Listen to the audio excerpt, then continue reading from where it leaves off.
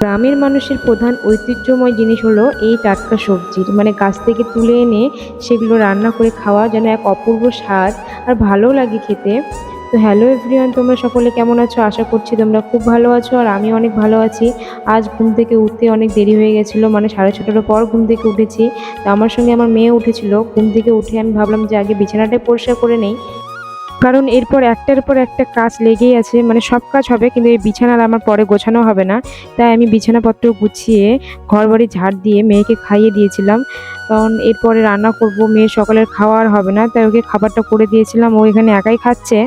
এদিকে আমি চলে গেছিলাম স্নান করতে, স্নান করে এসে আমি বাইরে ভাত বসিয়ে দিয়েছি, কারণ অনেকটা এমনিতে অনেক দেরি হয়ে গেছে আর সবাই খেয়ে কাজে যাবে। আর এদিকে মাছ নিয়ে এসেছিলো, মাছগুলো কেরিব্যাগ থেকে এখনো ঢালাই হয়নি।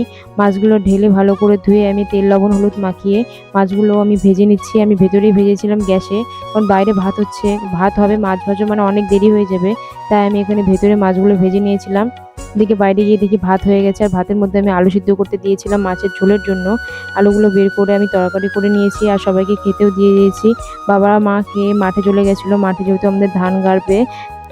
আজ আমাদের জমিগুলোতে জল নিচ্ছিল, মানে কাল পরশু থেকে হয়তো আমাদের ধান লাগাবে। যারা গ্রামের বউ তারাই একমাত্র বোঝে যে গ্রামের মানুষের কত কাজ, একটার পর একটা কাজ লেগেই থাকে, যেন কাজ শেষই হয় না। তো যাই হোক, এদিকে আমি আমার মেয়েকে স্নান করিয়ে ওর জন্য ভাত বসিয়েছিলাম। আলু সিদ্ধ, গাজর সিদ্ধ, বিলাতি সিদ্ধ ঘি দিয়ে ওকে খাইয়ে দিয়েছিলাম। ওকে খাইয়ে ঘুম পাড়িয়ে দিতে পারলে আমিও একটু ফ্রি হব, কারণ সকাল থেকে এখনো অবধি কিছু খাওয়া হয়নি। তো টাটা বন্ধুরা, তোমরা সকলেই ভালো থেকো।